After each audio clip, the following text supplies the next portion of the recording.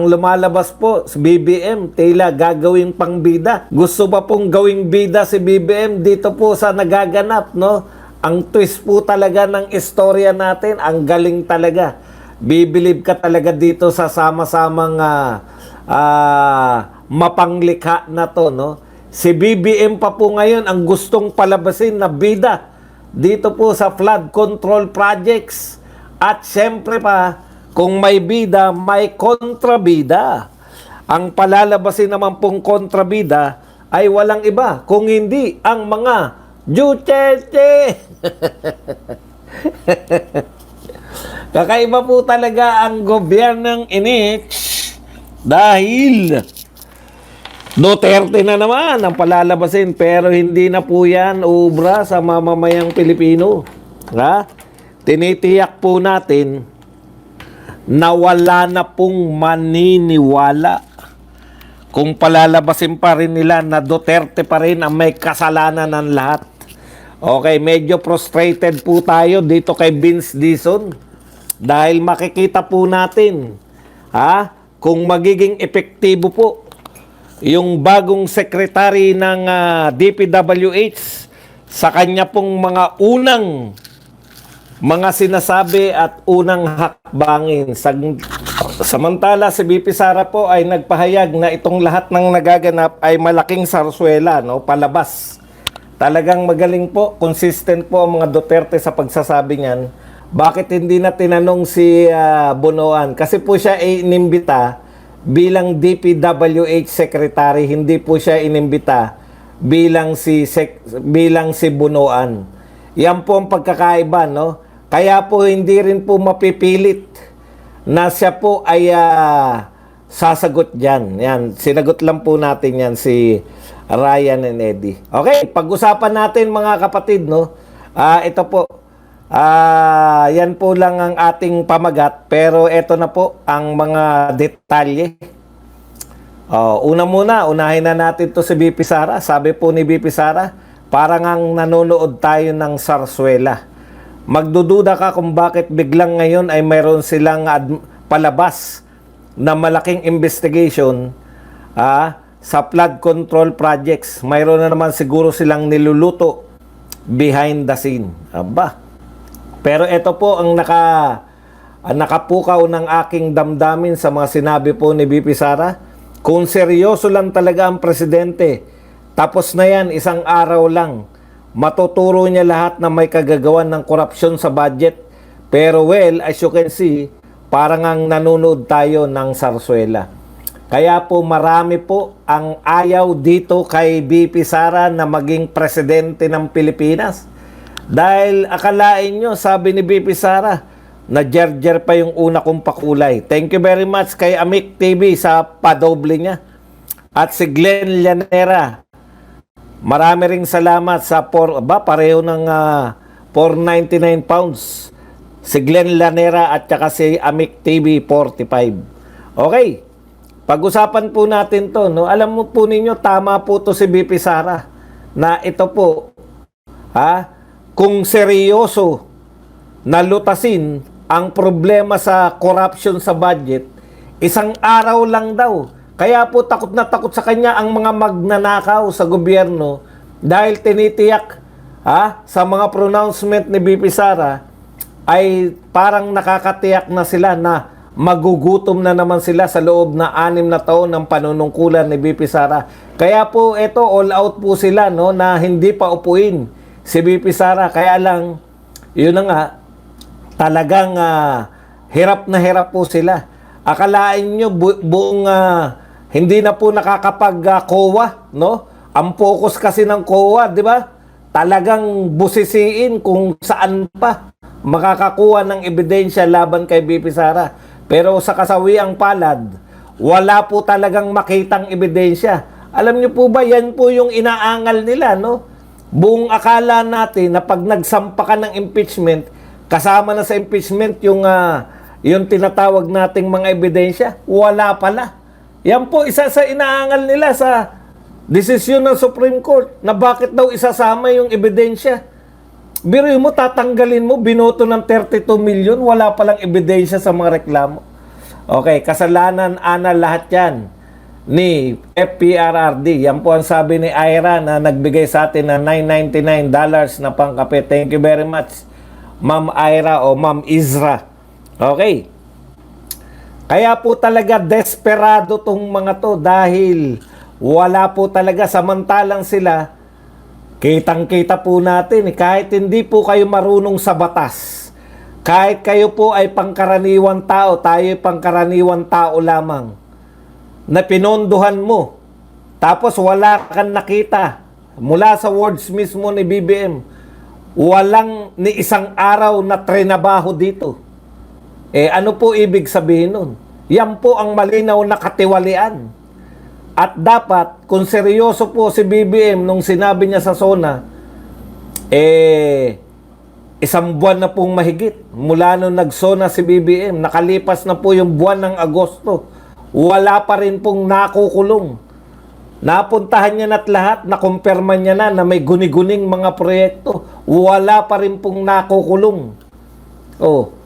Kaya tama po to si BP Sara, kung seryoso, pwede po talaga. Ngayon po, tignan po natin yung mga sinasabi ni Vince Dizon sa kanya pong mga una. Hindi ngayon yung SONA ngayon. Sa kanya pong si Vince Dizon po, sa kanya pong mga unang araw ng panunungkulan bilang DPWH, ano-ano po yung mga kanyang gagawin at ano-ano po. Una po, ang ginawa niya ay pinag-resign, courtesy resignation. Alam niyo po, dun pa lang po siya, medyo question ko na yung si Vince Dizon, no? Kasi magaling po yan nung tao po ni Duterte yan eh.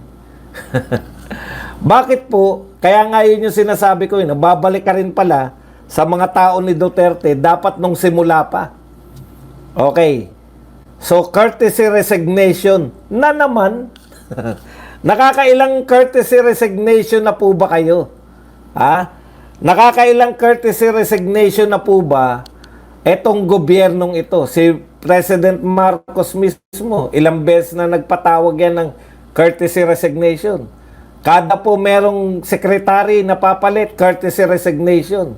Si Vince Dizon, courtesy resignation naman. Courtesy resignation na naman ang gusto. Aba, teka muna. Epektibo ba yung courtesy resignation? Kailan po nag-iepektibo? Wala na po yan. Palabas lang po yung courtesy resignation. Kalokohan lang po yan. Pag bagong upo, courtesy resignation, tapos wala na. Wala na po tayong makikita. Courtesy resignation lang. Pero ito po ang nakakatakot, yung mga susunod na pronouncement nito ni Vince Dizon. Ito po, sabi niya, Public Works Secretary Vince Dizon says the flood control mess did not solely begin in the current administration, with some failed projects originating from previous leadership. Yan po yung mga una mong pronouncement. Na ang mga ang flood control mess did not solely begin. Hindi raw po lahat yan ay nagsimula sa panahon ni Marcos. Kung hindi nagsimula pa sa panahon daw ni PRRD. Ayan na nga ba sinasabi natin? Yan po ang mga unang binitawan nito ni Vince Dizon. Sinisi na kagad si Pangulong Duterte. Nakasalukuyang nakakulong. Inuunti-unti nyo pa, direktahin nyo na. Lahat yan, Duterte na naman. Alam nyo po, mayroon pong hangganan yung pagbibintang ninyo sa mga Duterte. Lalo na ngayon, sikat na sikat po yung ginagawa sa Indonesia. Wala po akong sinasabi. Ang sinasabi ko po, mag-aral kayo ng kasaysayan. Sobra naman kayo. Isisisi nyo na naman kay Duterte. Ang liwa-liwanag na. Kitang-kita na ni Marcos. Si Duterte pa rin may kasalanan ng lahat. Siyempre, pipick upin na yan ng media. Kasabwat nyo yung media, di ba? Kaya wala nang naniniwala sa inyo. O, eto pa. Alam nyo, ako, tinitignan natin yung mga unang aksyon ni Vince Dizon, dyan nakasalalay kung magtitiwala tayo dyan. Akala ko mga unang sasabihin niya, ipapakulong niya. Kahit salitaan lang muna, ipapakulong ko yung mga magnanakaw dito sa DPWH. Okay na tayo rin. At least may laban-laban na tayo. May narinig ba kayo kay Vince Dizon na ipapakulong? Panay lilinisin. Okay, ito pa sinabi. Within 6 months, lilinisin niya. Lilinisin? Wala ka ipapakulong, wala kang kakasuhan. Alam niyo po, sa mga unang pananalita, dyan tayo susukatin. Kasi yung salita nga hindi pa matutupad. Lalong hindi matutupad kung wala kang sinasabi. Ang gusto natin, Vince Dizon, ang gusto namin may makulong. Pero kung ang uunahin mong sabihin ay lilinisin ko hanggang 6 months, ang hindi lang naman solely, hindi naman to galing lahat kay BBM, nanggaling din yung iba kay PRRD. Kung yan po ang mga una mong sasabihin, wala ka man lang sinasabing ipakukulong ko, yun nga magsalita. 50-50 pa kung matutupad ang salita o hindi. Lalo nang hindi matutupad yung hindi mo sinasabi. Nakakahiya. Okay, ano pa po ang sinabi ni Vince Dizon na talagang nakakagulat? Ito pa pala, bubuwagin niya raw yung bagong Department of Public Works and Highways Anti-Corruption Task Force. Okay yan, wala naman silbi yan. Tama yung si Vince Dizon dyan. Dahil ang sabi niya, thank you very much muna kay Amik sa patriple, $999 pounds. Sabi ni Vince Dizon, hindi ako naniniwala na magiging epektibo yung mag-iimbestiga sa sarili. Tama ka riyan, Vince Dizon, pero sa mga iba mong pinapahayag, ang pinakamalupit na pinahayag ni Vince Dizon na nakakatakot ay eto po.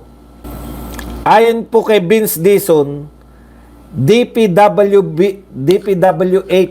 to rebid flood control projects found to be ghost or non-existent. Okay. Yung mga ghost project po, sabi ni Vince Dizon, we have no choice.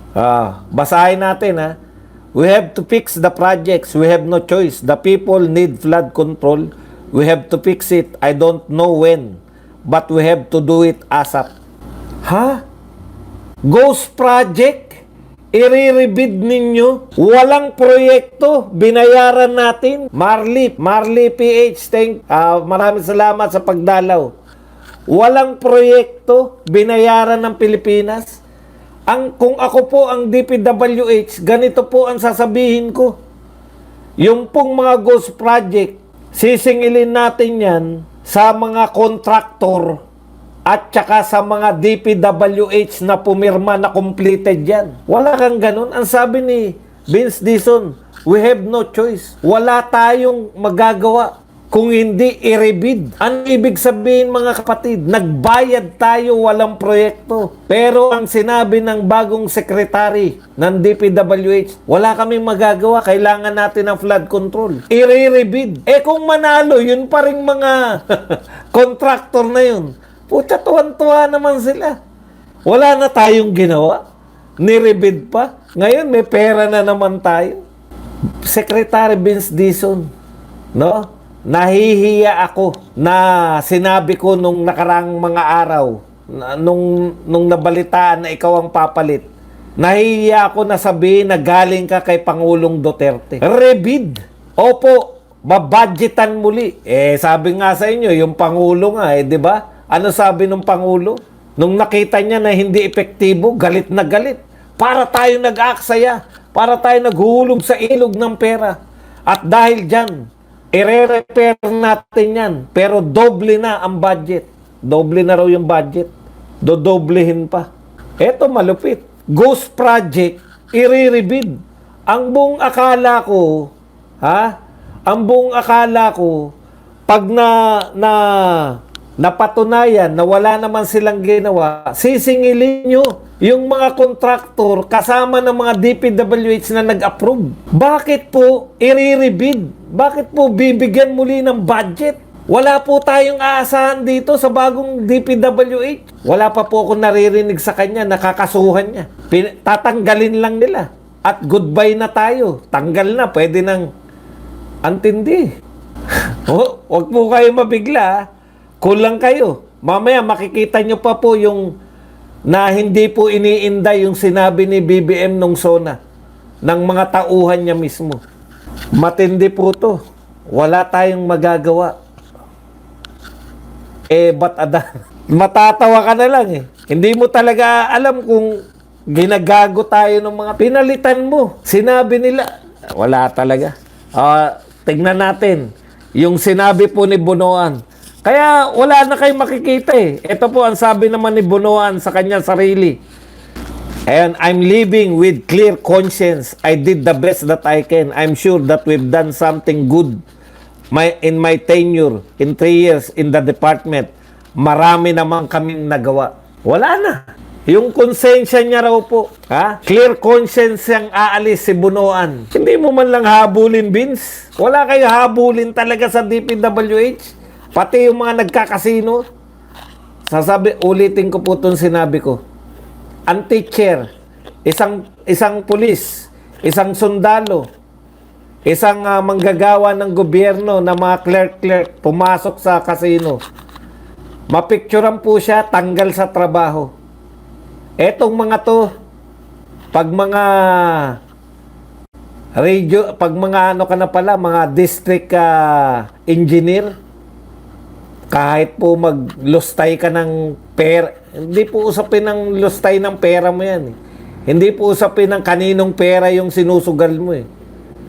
Dahil alam po natin, ang mga adik po sa sugal, no, ay prone po yan sa lagayan, prone po yan sa, di ba? Adik ka eh. Adik ka sa sugal eh. Grabe po tong gobyerno na to. At despite na lahat po na yan, no, despite po na lahat ng nabubulgar natin ngayon, eto pa po ang mga sinasabi ng media. Nagulat ako eh. Kasi hindi ko lang makuha yung term. No, yung creation ng independent body na mag-imbestiga. Sa tulong po ng media, eto po yung binabalita nila. Itong gusto ng mga papuri ni Lacson. Tignan po ninyo. Sabi ni Lacson dito sa Inquirer, creation of independent body versus infra scam, a good move. Good move ni President Marcos. Ayos. Si President Marcos pa ang bida talaga. Good move on the part of the President. I was informed that Mayor Benjamin Magalong will be part of that body, and that's even better. Kita nyo na? Hero-hero pa. I will extend whatever assistance I can offer if requested, especially so that the Department of Public Works has a dynamic, progressive-minded, and reform-oriented head in the person of Secretary Vince Dizon. Akalain nyo, good move. Kasi kasama si Magalong, kasi hero pa. Matindi talaga. At lahat po yan, kinocover po ng media. Yung sinabi na yan ni Lacson. Bidang-bida po talaga. Ayan, Inquirer yan. So lahat po ng media ngayon, ang sinasabi nila, pero tandaan nyo po, wala pa pong nagagawa. Wala pa pong nagagawa. Balak pa lang. Good move na agad, nasa utak pa lang. Sinasabi na kagad nila, wala pong pinagkaiba yan, no? Katotohanan po, wala pong pinagkaiba yan sa mga groundbreaking. I-announce ni BBM, plano natin na magtayo ng mga specialty hospital sa bawat rehiyon. Good move Eto na, masisimulan na. Groundbreaking. Ano po nangyari sa mga groundbreaking?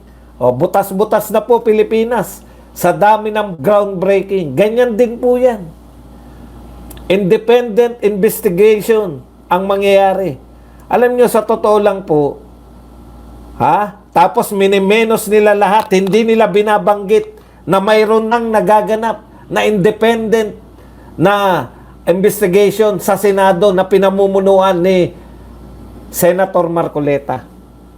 Ang galing nyo, media, ang galing nyo, mga dakilang mga siya pa bida. 3 years nga, sa kanya nga lumubo yung budget ng mga flood control.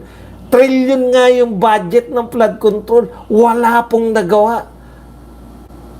Baha pa rin po sa Pilipinas. Tapos ngayon, puring-puri pa siya. Mabuti na lang talaga may mga social media na taga-expose ng ginagawa. Halimbawa, wala tayo rito. Halimbawa, wala si Badong. Mag-expose ng mga yan. Parang simple lang po eh. Di po ba? Kung wala po nagsusuring katulad ng mga vlogger, katulad ni Badong pasensya na po kayo. Purihin ko lang ng konti yung mga taga-social media. Kung wala po mga social media vlogger na magsusuri niyan, papasayan dun sa mga sinasabi na pag maganda ang gagawin, purihin. Di ba? Hindi po, salita pa lang po yung independent body na yan na mag-iimbestiga. Wala pa po nagaganap ng investigasyon. Ang tunay na investigasyon po ay nagaganap dito po sa Senado, kay Marcoleta po. Huwag po kayong pinupuri na. Ano kayo? Mga vlogger na rin kayo? Na BBM vlogger na rin ba kayo kung makapuri? Sa independent, create pa lang. Ubus ng pera ng taong bayan, magke-create pa lang ng independent investigative body. Suportahin nyo si Marcoleta dahil siya yung tunay na nag-iimbestiga. Nakakagalit kasi bida na naman. Di naman kayo, Jollibee ba kayo? Jollibee lang ang bida dahil huwag kayong kumain sa McDonald's na ang endorser ay Salaula. Oy, Salaulang Oyabak. Ano masasabi mo sa flood control? Siyempre, wala. Di ba? Siyempre, wala. Pero sa joke ni Tatay Digong na jet ski, halos halos mo na si Tatay Digong, sumpa mo, no? Oyabak. Hayop ka, hindi ka pa mamatay. Opo. Tama po yung nasabi ko sa galit. Kontrolado ko po. Dahil yung mga katulad nilang mga sikat.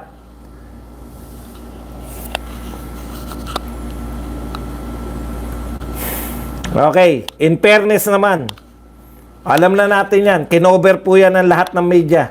Yung mga sinasabi na yan na, papasalamat sila kay Pangulong Marcos dahil magtatayo. Wala pa po na itayo, magtatayo pa lang.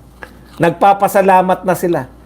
Minimenos naman nila, sa isang banda naman, minimenos naman nila yung nagsisikap na ilantad itong mga katarantaduan ng kontraktor. Papunta na po tayo rin. Huwag kayong mag-alala.